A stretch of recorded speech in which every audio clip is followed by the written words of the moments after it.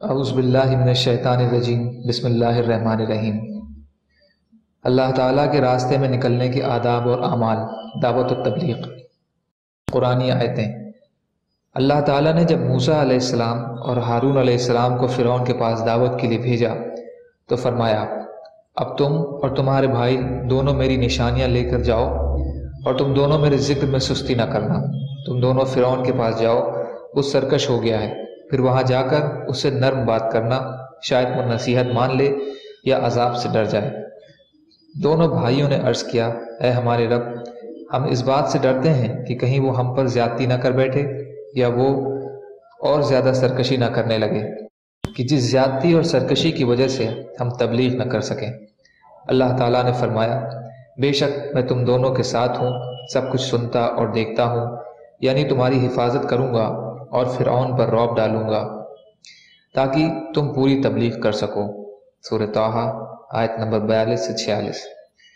رسول اللہ صلی اللہ علیہ وسلم سے خطاب ہے، اے نبی، یہ اللہ تعالیٰ کی بڑی مہربانی ہے کہ آپ ان کے حق میں نرم دل واقع ہوئے، اور اگر کہیں آپ تندخو اور دل کے سخت ہوتے تو یہ لوگ کبھی کہ آپ کے پاس سے منتشر ہو چکے ہوتے۔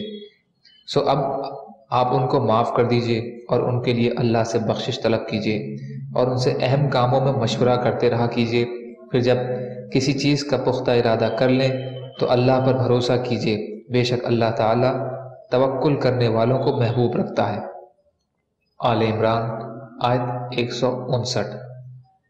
اللہ تعالیٰ نے رسول اللہ صلی اللہ علیہ وسلم سے ارشاد فرمایا، درگزر کرنے کو آپ اپنی عادت بنائیے اور نیکی کا حکم کرتے رہیے، اور جو اس نیکی کے حکم کے بعد بھی جہالت کی وجہ سے نہ مانے تو ایسے جاہلوں سے اعراض کیجیے، یعنی ان سے الجھنے کی ضرورت نہیں، اور اگر ان کی جہالت پر اتفاقاً آپ کو شیطان کی طرف سے غصے کا کوئی وسوسہ آنے لگے تو اس حالت میں فوراً اللہ کی پناہ مانگ لیجیے، بلا شبہ وہ خوب سننے والے، خوب جاننے والے ہیں۔ سورۃ الاعراف آیت نمبر 199 اور 200۔ اللہ تعالیٰ نے اپنے رسول صلی اللہ علیہ وسلم سے ارشاد فرمایا، اور یہ لوگ جو تکلیف دہ باتیں کرتے ہیں اور آپ ان باتوں پر صبر کیجیے اور خوش اسلوبی کے ساتھ ان سے علیحدہ ہو جائیے، یعنی نہ تو شکایت کیجیے اور نہ ہی انتقام کی فکر کیجیے۔ سورہ مزمل آیت نمبر 10۔ نبی صلی اللہ علیہ وسلم کی حدیث ہے، ام المومنین حضرت عائشہ رضی اللہ عنہا نے عرض کیا، یا رسول اللہ، آپ پر احد کے دن سے بھی زیادہ سخت کوئی دن گزرا ہے؟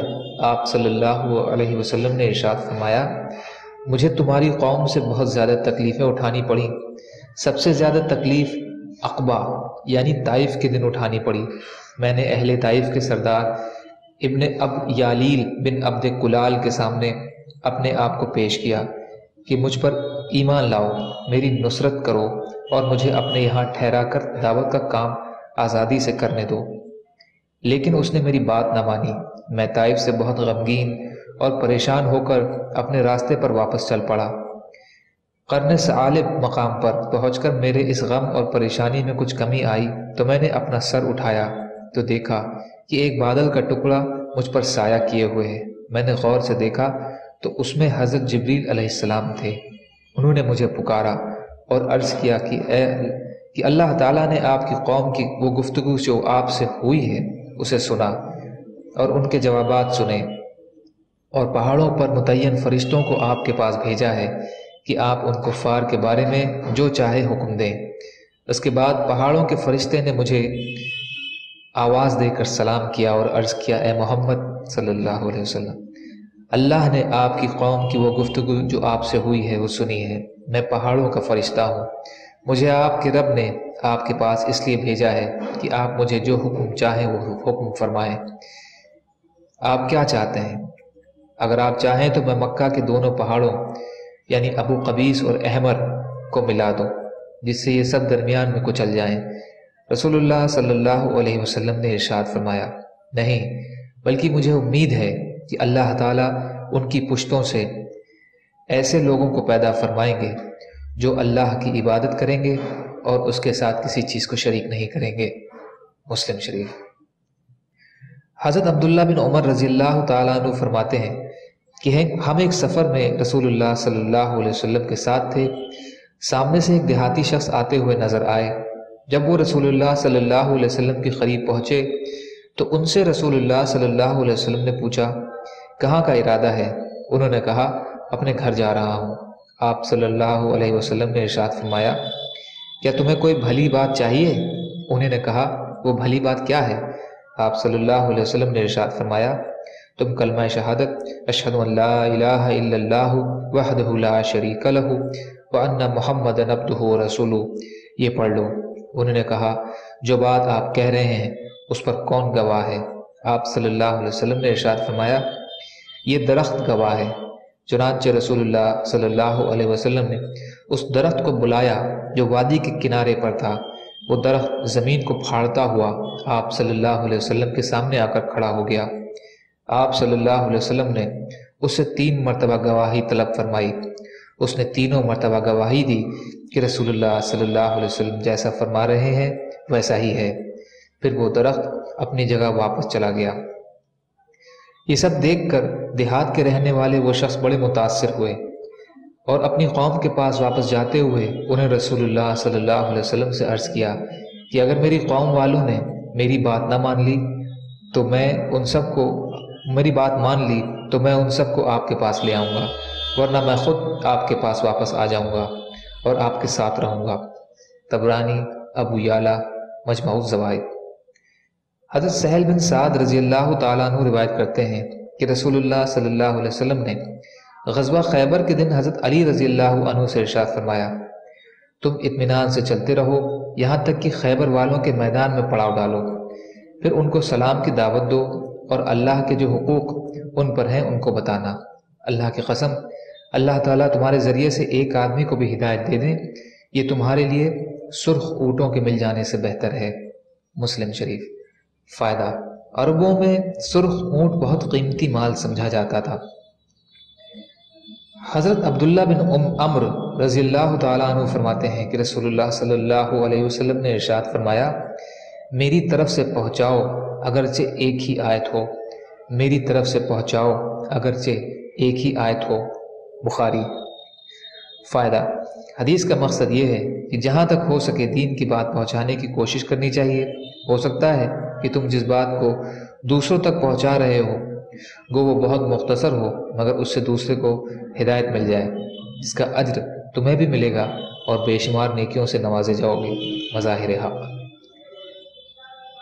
حضرت عبد الرحمن بن عائز رضی اللہ تعالیٰ عنہ فرماتے ہیں کہ جب رسول اللہ صلی اللہ علیہ وسلم کوئی لشکر روانہ کرتے تو ان کو فرماتے کہ لوگوں سے الفت پیدا کرو، یعنی ان کو اپنے سے مانوس کرو، ان کے ساتھ نرمی کا برتاؤ کرو اور جب تک ان کو دعوت نہ دے دو ان پر حملہ نہ کرو، کیونکہ روئے زمین پر جتنے کچے اور پکے مکان ہیں، یعنی جتنے شہر اور دیہات ہیں، ان کے رہنے والوں کو اگر تم مسلمان بنا کر میرے پاس لے آؤ اور مجھے اس سے زیادہ محبوب ہیں کہ تم ان کے مردوں کو قتل کرو اور ان کی عورتوں کو میرے پاس باندیا بنا کر لے آؤ۔ مطالب عالیہ اصابہ۔ حضرت ابن عباس رضی اللہ تعالیٰ عنہ فرماتے ہیں کہ رسول اللہ صلی اللہ علیہ وسلم نے ارشاد فرمایا آج تم مجھ سے دین کی باتیں سنتے ہو، کل تم سے دین کی باتیں سنی جائیں گی، پھر ان لوگوں سے دین کی باتیں سنی جائیں گی جن لوگوں نے تم سے دین کی باتیں سنی، لہٰذا تم خوب دھیان سے سنو اور اس کو اپنے بعد والوں تک پہنچاؤ، پھر وہ لوگ اپنے بعد والوں تک پہنچائیں گے اور یہ سلسلہ چلتا رہے۔ ابو داؤد۔ حضرت احنف بن قیس رضی اللہ تعالیٰ عنہ فرماتے ہیں کہ میں حضرت عثمان رضی اللہ عنہ کے زمانے میں بیت اللہ کا طواف کر رہا تھا کہ اتنے میں قبیلہ بنو لیس کے ایک آدمی وہاں پر آئے۔ انہوں نے میرا ہاتھ پکڑ کر کہا کیا میں تم کو ایک خوشخبری نہ سنا دوں؟ میں نے کہا ضرور سنائیے۔ انہوں نے کہا کیا تمہیں یاد ہے جب کہ رسول اللہ صلی اللہ علیہ وسلم نے مجھے تمہاری قوم بنی سعد کے پاس اسلام کی دعوت دینے کے لیے بھیجا تو میں نے ان پر اسلام کو پیش کرنا شروع کیا اور ان کو اسلام کی دعوت دینے لگا۔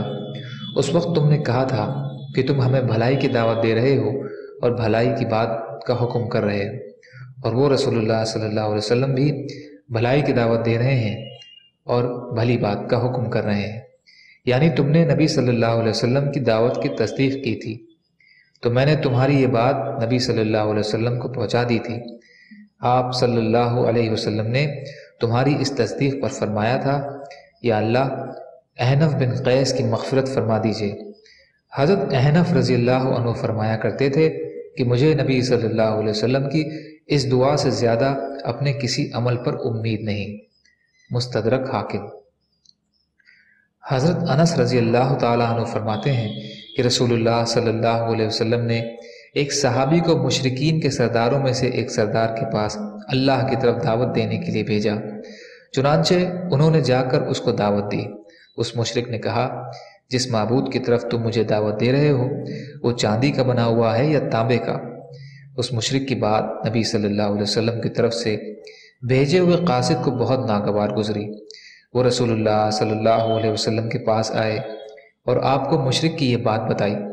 آپ صلی اللہ علیہ وسلم نے صحابی سے ارشاد فرمایا، تم دوبارہ اس مشرک کو جا کر دعوت دو۔ چنانچہ انہوں نے دوبارہ جا کر دعوت دی۔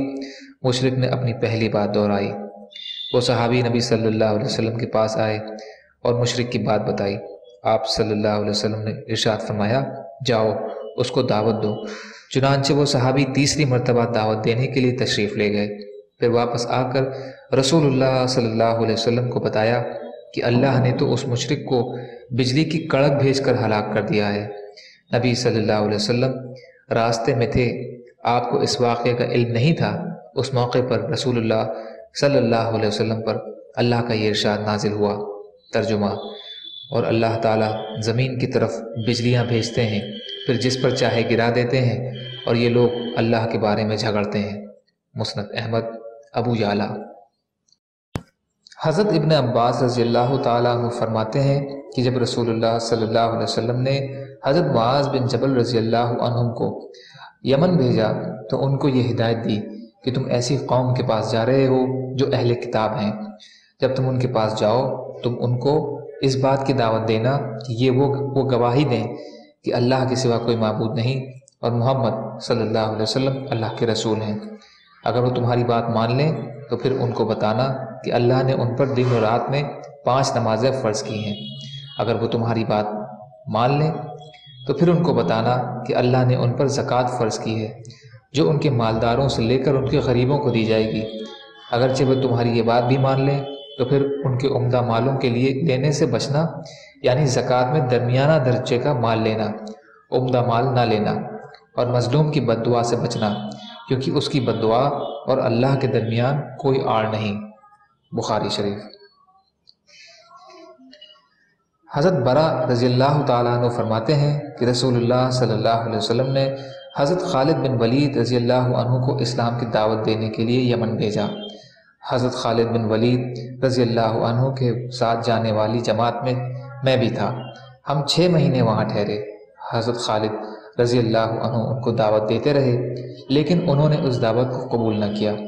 پھر نبی صلی اللہ علیہ وسلم نے حضرت علی بن ابی طالب رضی اللہ عنہ کو وہاں بھیجا اور ان سے فرمایا کہ خالد کو تو واپس بھیج دیں اور ان کے ساتھیوں میں سے جو تمہارے ساتھ وہاں رہنا چاہے وہ رہ جائے۔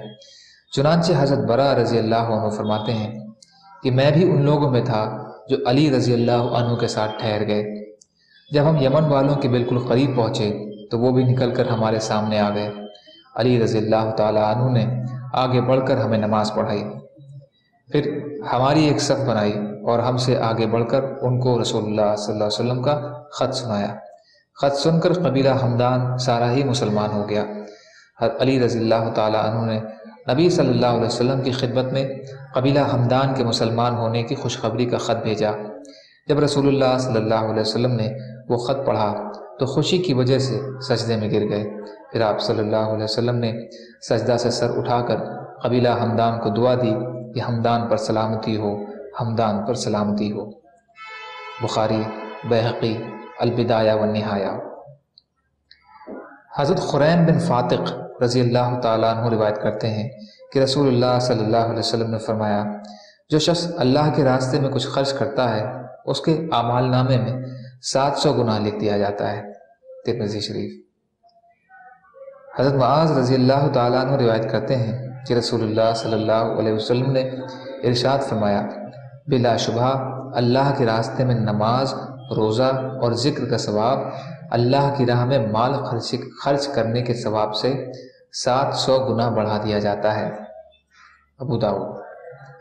حضرت معاذ رضی اللہ تعالیٰ عنہ سے روایت ہے کہ رسول اللہ صلی اللہ علیہ وسلم نے فرمایا، بلا شبہ اللہ کے راستے میں ذکر کا ثواب اللہ کے راستے میں خرچ کرنے کے ثواب سے 700 گنا بڑھا دیا جاتا ہے۔ ایک روایت میں ہے کہ 7 لاکھ گنا بڑھا دیا جاتا ہے۔ مسند احمد۔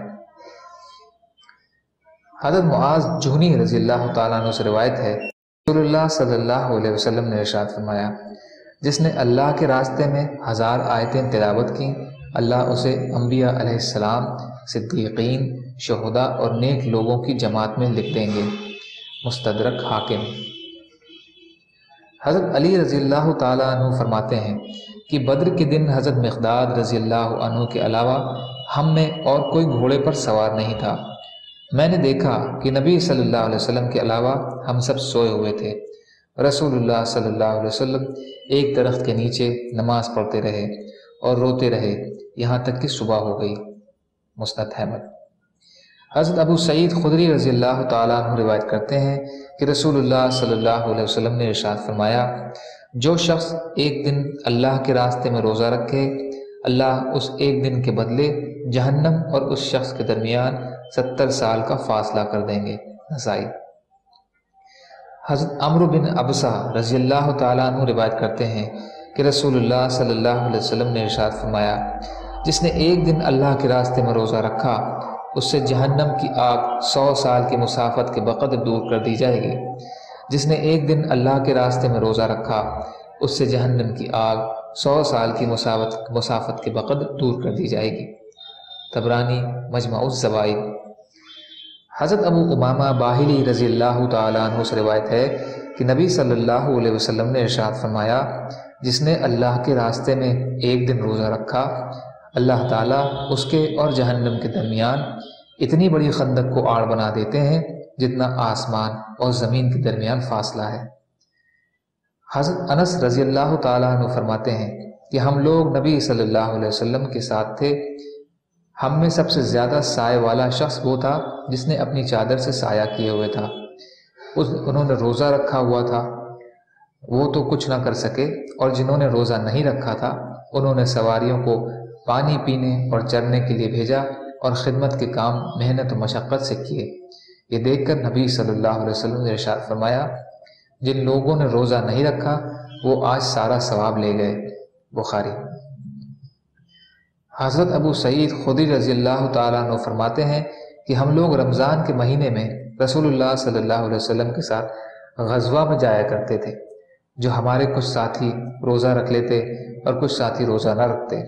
روزہ دار روزہ نہ رکھنے والوں پر ناراض نہ ہوتے اور روزہ نہ رکھنے والے روزہ داروں پر ناراض نہ ہوتے۔ سب یہ جانتے تھے کہ جو اپنے میں ہمت محسوس کرتا ہے اس نے روزہ رکھ لیا اور اس کے لیے ایسا کرنا ہی ٹھیک ہے، اور جو اپنے میں کمزوری محسوس کرتا ہے اس نے روزہ نہیں رکھا، اس نے بھی ٹھیک کیا۔ مسلم شریف۔ حضرت عبداللہ ختمی رضی اللہ تعالیٰ عنہ فرماتے ہیں کہ رسول اللہ صلی اللہ علیہ وسلم جب کسی لشکر کو روانہ فرمانے کا ارادہ کرتے تو ارشاد فرماتے، ترجمہ، میں تمہارے دین کو، تمہاری امانتوں کو اور تمہارے اعمال کے خاتمے کو اللہ کے حوالے کرتا ہوں، جس کی حفاظت میں دی ہوئی چیز ضائع نہیں ہوتی۔ ابو داؤد۔ فائدہ: امانتوں سے مراد اہل و عیال، مال و دولت، ساز و سامان ہے کہ یہ سب چیزیں اللہ کی طرف سے بندے کے پاس امانت کے طور پر رکھوائی گئی ہیں۔ اس طرح سے امانتیں بھی مراد ہیں جو جانے والے مسافر کے پاس لوگوں کی رکھی ہوئی ہوں یا لوگوں کے پاس اس مسافر نے رکھوائی ہوں۔ اس مختصر جملے میں کیسی جامع دعا دی گئی ہے کہ اللہ تعالیٰ تمہارے دین کی، اہل و عیال کی، مال و دولت کی حفاظت فرمائے اور تمہارے اعمال کا خاتمہ بخیر فرمائے۔ بذل المجہود۔ حضرت علی بن ربیعہ رحمۃ اللہ علیہ روایت کرتے ہیں کہ میں علی رضی اللہ تعالیٰ عنہ کے پاس حاضر ہوا، آپ کے سامنے سواری کے لیے ایک جانور لایا گیا۔ جب آپ نے اپنے پاؤں رکاب میں رکھا تو فرمایا بسم اللہ، پھر جب سواری کی پشت پر بیٹھ گئے تو فرمایا الحمدللہ، پھر فرمایا۔ ترجمہ ہے، پاک ہے وہ ذات جس نے اس سواری کو ہمارے قابو میں کر دیا جبکہ ہم تو اس کو قابو میں کرنے والے نہ تھے، اور بلا شبہ ہم اپنے ہی رب کی طرف لوٹ کر جانے والے ہیں۔ پھر 3 مرتبہ الحمدللہ اور 3 مرتبہ اللہ اکبر کہنے کے بعد فرمایا آپ پاک ہیں، بے شک میں نے نافرمانی کر کے اپنے اوپر ظلم کیا، آپ مجھے معاف فرما دیجئے، آپ کے سوا کوئی گناہوں کو معاف نہیں کر سکتا۔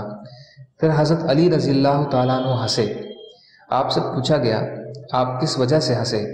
آپ نے فرمایا میں نے نبی صلی اللہ علیہ وسلم کو اسی طرح کرتے ہوئے دیکھا جیسے میں نے کیا۔ پھر آپ صلی اللہ علیہ وسلم نے دعا پڑھی اور پھر ہنسے۔ میں نے عرض کیا یا رسول اللہ آپ کس بات پر ہنسے؟ تو آپ صلی اللہ علیہ وسلم نے ارشاد فرمایا تمہارے رب اپنے بندے سے خوش ہوتے ہیں، اور جب وہ کہتا ہے میرے گناہوں کو معاف فرما دیجئے، اس لیے کہ بندہ جانتا ہے کہ میرے سوا گناہوں کو بخشنے والا کوئی نہیں۔ ابو داؤد۔ فائدہ، رکاب لوہے سے بنے ہوئے حلقے کو کہتے ہیں جو گھوڑے کی زین میں دونوں طرف لٹکا رہتا ہے اور سوار اس پر پاؤں رکھ کر گھوڑوں پر چڑھتا ہے۔ حضرت عبداللہ بن عمر رضی اللہ تعالیٰ عنہ سے روایت ہے کہ رسول اللہ صلی اللہ علیہ وسلم جب سفر میں جانے کے لیے سواری پر بیٹھ جاتے تو 3 مرتبہ اللہ اکبر فرماتے، پھر یہ دعا پڑھتے جس کا ترجمہ ہے کہ پاک ہے وہ ذات جس نے اس سواری کو ہمارے قابو میں کر دیا جبکہ ہم تو اس کو قابو میں کرنے والے نہ تھے، اور بلا شبہ ہم اپنے رب ہی کی طرف لوٹ کر جانے والے ہیں۔ اے اللہ، ہم اپنے اس سفر میں آپ سے نیکی اور تقوی اور ایسے عمل کا سوال کرتے ہیں جس سے آپ راضی ہوں۔ اے اللہ، ہمارے اس سفر کو ہمارے لیے آسان فرما دیں اور اس کی دوری کو ہمارے لیے مختصر فرما دیں۔ اے اللہ، آپ ہی ہمارے اس سفر میں ساتھی ہیں اور ہمارے پیچھے آپ ہی ہمارے گھر والوں کے نگہبان ہیں۔